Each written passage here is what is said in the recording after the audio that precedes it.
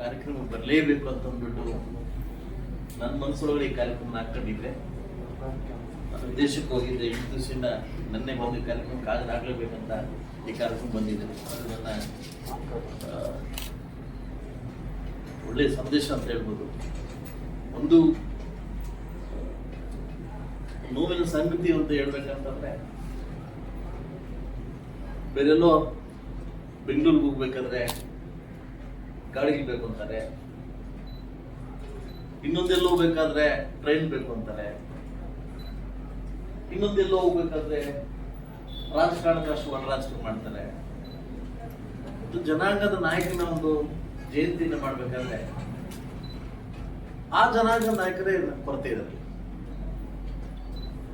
ನಿಮಗ್ ಗೊತ್ತಿದೆ, ನಾನೇನು ಇಟ್ಕೊಂಡು ಹೋಗ್ಲಿ, ಇಲ್ಲಿ ಇಟ್ಕೊಂಡು ಹೋಗ್ಬೋದು. ಮೋಸ್ಕಂಪ ಇದೆ, ಹಿಡಪೇಟೆ ತುಪ್ಪ ಇದೆ. ಯಾಕೆ? ಅದರಲ್ಲಿರ್ತಕ್ಕಂಥ ಕಾಳಜಿ, ಬೇರೆ ಬೇರೆ ಇರ್ತಕ್ಕಂಥ ಕಾಳಜಿ, ಸರ್ವಧರ್ಮವನ್ನು ಕೊಟ್ಟಿರ್ತಕ್ಕಂಥ ಒಬ್ಬ ನಾಯಕನ ಒಂದು ಆಚರಣೆ ಮಾಡ್ಬೇಕಾದ್ರೆ ಇದಕ್ಕೆ ಯಾಕೆ ಭಾಗವಹಿಸಲ್ಲ ಅನ್ನೋದು ನನ್ನ ನೋವಿನ ಸಂಗತಿ. ಬೇರೆ ಅದಕ್ಕೆಲ್ಲ ಮುಂದೆ ಇರ್ತಾರೆ, ಒಳ ರಾಜಕಾರಣ ಮಾಡಕ್ ಮುಂದೆ ಇರ್ತಾರೆ, ಇನ್ನೊಂದಕ್ಕೆ ಮುಂದೆ ಇರ್ತಾರೆ. ಇಂಥ ಪ್ರಬುದ್ಧವಾಗಿರ್ತಕ್ಕಂಥ ಮಹಾನುಭಾವನ ಮಹಾಚೇತನವನ್ನ ಇವತ್ತು ಆಚರಣೆ ಮಾಡ್ಬೇಕಾದ್ರೆ ನಂದು ಒಂದು ಇರ್ಲಿ, ನಾನು ಒಂದು ಭಾಗವಹಿಸ್ಬೇಕು. ಎಲ್ಲೋ ಬಸ್ ತಗೊಂಡು ಹೋಗೋದು, ಎಲ್ಲೋ ಟ್ರೈನ್ ತಗೊಂಡು ಹೋಗೋದು, ಇನ್ನೊಂದು ಹೋಗೋದು, ಜನ್ಮ ಜಯಂತಿ ಮಾಡೋದು ನನ್ನ ಕ್ಯಾಸ್ಟ್ ಅಂತ ತಿಳ್ಕೊಳ್ಳೋದಲ್ಲ. ಆ ಒಂದು ಮಹಾನ್ ಕ್ಷೇತ್ರಕ್ಕೆ ಅಪಮಾನ ಮಾಡಿ ನೋಡ್ದಂಗೆ ಮಾಡ್ಕೊಳ್ಳೋದು ನಮ್ಮ ಜವಾಬ್ದಾರಿ. ಇದು ಎಲ್ಲೋ ಒಂದು ಕಡೆ ಒಂದು ಕುಂದುತ್ತಿದೆ ಅಂತ ಅರ್ಥ.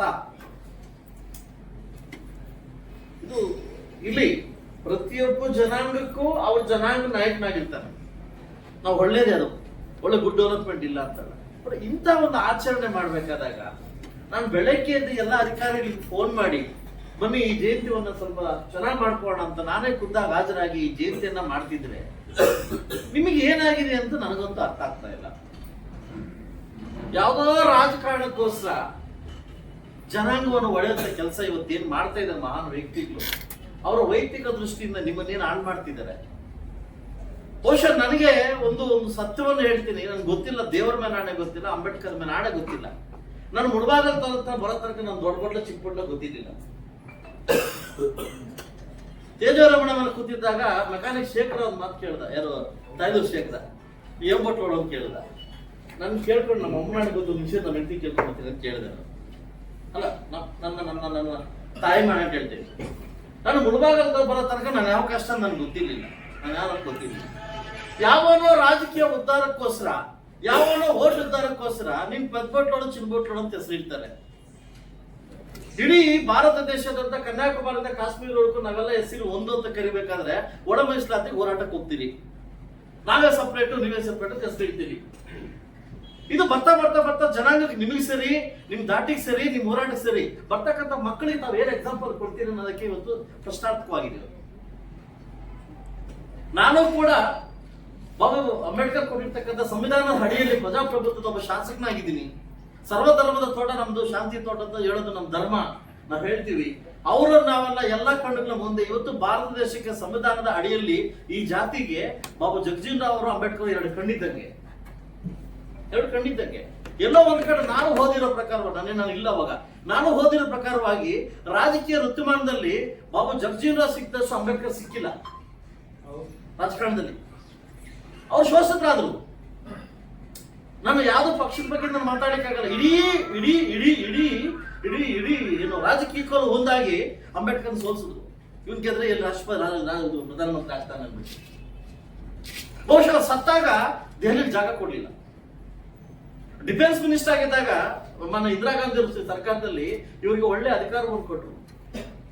ಕಾರ್ಮಿಕ ಸಚಿವರಾಗಿದ್ರು, ಆಹಾರ ಸಚಿವರಾಗಿದ್ರು. ಇವರ ಒಂದು ಆದಾಯ ಬೇರೆ ಇದೆ. ಬಟ್ ಎಲ್ಲ ಒಂದು ಕಡೆ ಪಾಪ ಅಂಬೇಡ್ಕರ್ ಅವರಿಗೆ ರಾಜಕೀಯದಲ್ಲಿ ಶೋಷಿತವಾಗಿ ಸೋಲ್ತಾ ಸೋಲ್ತಾ ಸೋಲ್ತಾ ಸೋಲ್ತಾ ಅವ್ರ ಜನಾಂಗಕ್ಕೋಸ್ಕರ ಬದುಕಬೇಕಂತ ಪರಿಸ್ಥಿತಿ ಬಂದ್ಬಿಡ್ತೀವಿ. ಇವತ್ತು ನಾವು ಹುಟ್ಟಿದೀವಿ, ನಾವೆಲ್ಲೇ ಹೋದ್ರು ಕೂಡ ನಿಮ್ಮನ್ನ ಎಡಗೈ ದಲಿತರು ಬಲಗೈ ದಲಿತರು ಕರೀದಿಲ್ಲ, ನಾವು ದಲಿತರು ಅಂತ ಕರೀತೀವಿ. ಹೌದಾ? ಇದು ಸಪ್ರೇಟ್ ಇದೆಯಾ? ಇಲ್ಲ.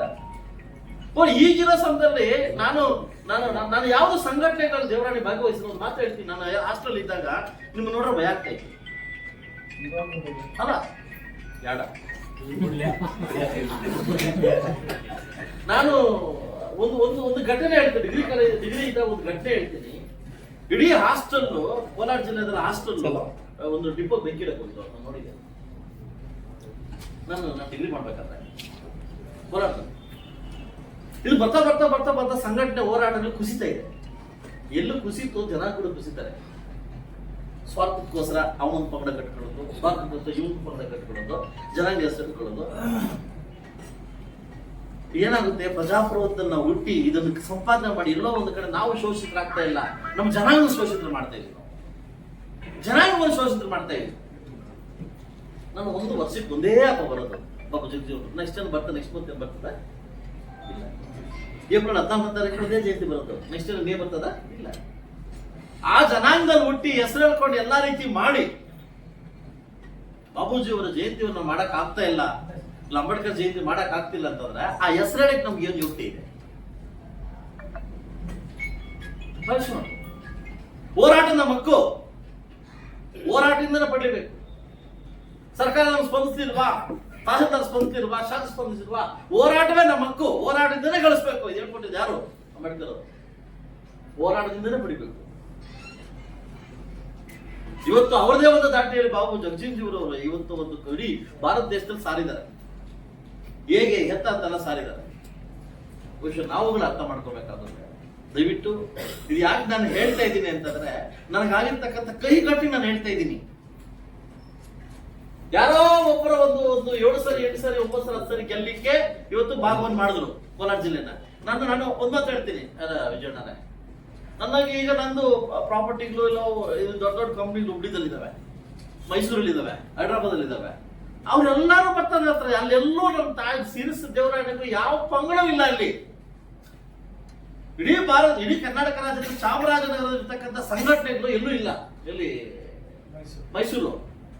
ಎಷ್ಟು ಒಗ್ಗಟ್ಟಾಗಿರ್ತಾರೆ, ಎಷ್ಟು ಒಗ್ಗಟ್ಟ ಮಾಡ್ತಾವೆ. ಎಲ್ಲಿ ಯಾವ ಸಂಘಟನೆ ಎಲ್ಲ ಯಾವ ಓಟ್ ದಲಿತರು ಒಂದೇ ಅವರು.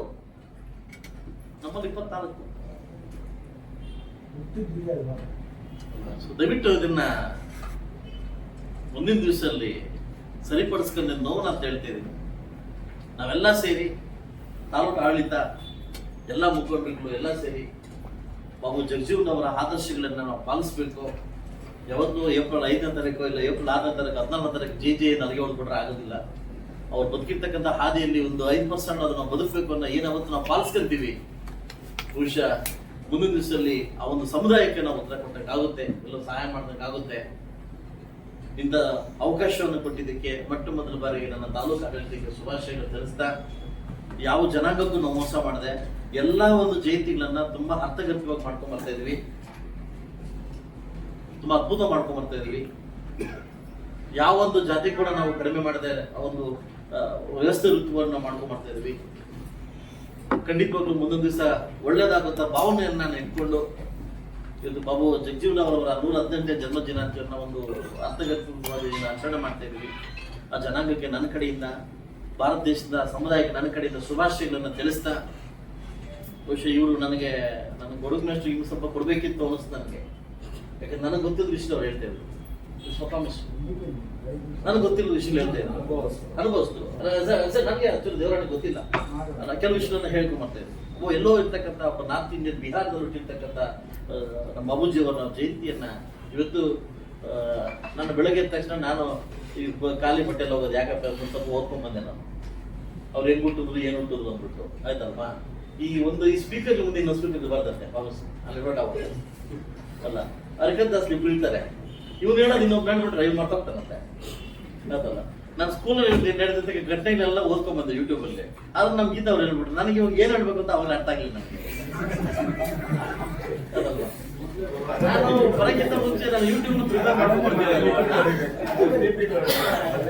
ಅದಕ್ಕೆ ನಾನು ಹಿಂಗ್ ಉಲ್ಟಾ ಹೊಡೆದೆ, ನಾನು ಏನು ಮಾಡಕ್ಕಾಗಿಲ್ಲ ಅಂತ ಆಯ್ತಲ್ಲ. ಹಂಗೆ ಈ ಸ್ಪೀಕರ್ ಮುಂದೆ ಇನ್ನೊಂದು ಸ್ಪೀಕರ್ ಇರಬಾರ್ದಂತ ಪುರುಷ. ಅದು ನಾನು ಹೇಳ್ತೇನೆ, ನನ್ನ ತಂಗಿನ ಕೇಳ್ತಿದ್ದೆ, ನಿಂದೇನು ಗೀತಾ ಹಂಗೆ ಮಾತಾಡ್ತಾರೆ ಅಣ್ಣ, ನಿಂಗೆ ಇನ್ನೂ ಗೊತ್ತಿಲ್ವಾ ಅಂತ. ಮತ್ತೆ ತಾಗಿದಾರಿಗಿಂತ ಮತ್ತೆ ಹಸಿರಾಗಿದ್ದು ಒಂದು ಇದು ಕತೆ ನನ್ನ ಮಗ ತಂದ್ಕೊಂಡೆ. ಇವರು ನನ್ನ ತಂಗಿ ಬ್ಯಾಟ್ಸ್ಮನ್, ಅವ್ರು ಗುಬ್ಬಿ ತಹಸೀಲ್ದಾರ್ ಆಗಿದ್ದಾರೆ. ನಾನು ಯಾವಾಗಲೂ ಕೇಳೋದಕ್ಕಿದ್ದ ಅವ್ರ ಬಗ್ಗೆ ಏನಕ್ಕೆ ಇಷ್ಟೊಂದು ಸಬ್ಜೆಕ್ಟ್ ತಗೊಂಬತ್ತಾರೆ? ನಾನು ಓದ್ಬೇಕಾದ್ರೆ ಹಂಗೆ ಇದ್ರು ಅವರು, ಅದಲ್ವಾ? ನನಗಿಂತ ಮುಂಚೆ ಅವ್ರು ಫಸ್ಟು ತಹಸೀಲ್ದಾರ್ಗಿಂತ ಮುಂಚೆ ಲೆಕ್ಚರರ್ ಆಗಿದ್ರು, ಇಷ್ಟು ಲೆಕ್ಚರರು. ಓ, ಇದು ಕತೆ ನಂದು ಅಂದ್ಕೊಂಡೆ. ಸೊ ಹಂಗೆ ಇತಿಹಾಸ ಬಲ್ಲವರು ಇತಿಹಾಸ ಸೃಷ್ಟಿ ಮಾಡ್ಬೋದು. ಓಕೆ, ಸಮುದಾಯದ ಬಗ್ಗೆ ಗೊತ್ತಿರೋ ಸಮುದಾಯನ ನಾವು ಕೊಡ್ಬೋದು. ನಾನು ಒಂದೇ ಇವತ್ತು ಒಂದು ಮಾತಾಡ್ತೇನೆ, ದುಡ್ಡಿಂದ ಬಂದಿರ್ತಕ್ಕಂಥ ವ್ಯಕ್ತಿ, ದುಡ್ಡು ನೋಡ್ತಾ ಬಂದಿರ್ತಕ್ಕಂಥ ವ್ಯಕ್ತಿ ದುಡ್ಡಿರೋ ಮಾತ್ರ ತರಲಿಕ್ಕೆ ಬರ್ತಾನೆ. ದುಡ್ಡಿಲ್ದಿರ ಬಂದಿರ್ತಕ್ಕಂಥ ವ್ಯಕ್ತಿ, ದುಡ್ಡು ಸಂಪಾದನೆ ಮಾಡ್ಬೇಕಂತ ಬಂದಿರ್ತಕ್ಕಂಥ ವ್ಯಕ್ತಿ, ಕಷ್ಟದಿಂದ ಬಂದಿರ್ತಕ್ಕಂಥ ವ್ಯಕ್ತಿ ಕಷ್ಟಗಳು ಮಾತ್ರ ಗೊತ್ತಿರ್ತಾರೆ. ಬಹುಶಃ ಈ ಎರಡೂ ಸಮಾಜದ ಎರಡು ಕಣ್ಣುಗಳು ಇವತ್ತು ಸಮುದಾಯ ಕೊಡುಗೆಯನ್ನು ಕೊಟ್ಟಿದ್ದಾರೆ. ಬಹುಶಃ ಅದು ಒಳ್ಳೇದಾಗ್ಲಿ ಅಂತ ಬಯಸ್ತಾ, ಎಲ್ಲ ನನ್ನ ಪ್ರಮುಖ ಸಮುದಾಯದ ಎಲ್ಲ ಲೀಡರ್ಸ್ ಹೊಂದಿಸುತ್ತಾ, ತಾಲೂರು ಅಳತೆ ಸಂಘಕ್ಕೆ ಹೊಂದಿಸ್ತಾ, ನಾನು ವಿಶೇಷವಾಗಿ ಮಂಗಳವಾರ ದಿವಸ ಒಂದು ಮೀಟಿಂಗ್ನ ಕಂಡಕ್ಟ್ ಮಾಡ್ತಾ ಇದ್ದೀನಿ. ಬೆಳಗ್ಗೆ 11 ಗಂಟೆಗೆ ಒಂದು ಮೀಟಿಂಗು, ಸಾಯಂಕಾಲ 3 ಗಂಟೆಗೆ ಒಂದು ಮೀಟಿಂಗು. ಸಾಯಂಕಾಲ 3 ಗಂಟೆಗೆ ನಾನು ಅಫ್ಸರ್ ಜೊತೆ ಮೀಟಿಂಗ್ ಮಾಡ್ತೀನಿ. ಬೆಳಗ್ಗೆ 11 ಗಂಟೆಗೆ ನಾನೇ ಖುದ್ದಾಗಿ ಕೆಲವು ಲೀಡರ್ಸ್ ಫೋನ್ ಮಾಡಿ ಕರ್ಕೊಂಡು 14ನೇ ತಾರೀಕು ಹೇಗೆ ಮಾಡಬೇಕು ಅನ್ನೋದನ್ನ ಸಜೆಷನ್ ತಗೊಳಕ್ಕೆ 14ಕ್ಕೆ ನಾನೇ ಖುದ್ದಾಗಿ ಫೋನ್ ಮಾಡ್ತೀನಿ. ನಾವೆಲ್ಲೂ ಬಂದು ಸಜೆಷನ್ ಕೊಡ್ಬೇಕಂತ ಕೇಳ್ಕೊಂತ ಅವಕಾಶ ಕೊಟ್ಟಿದ್ದಕ್ಕೆ ತಮ್ಮೆಲ್ಲರೂ ಬಂದು ನಾನು ಮಾತು ಮುಗಿಸ್ತಿರ್ತಾರೆ.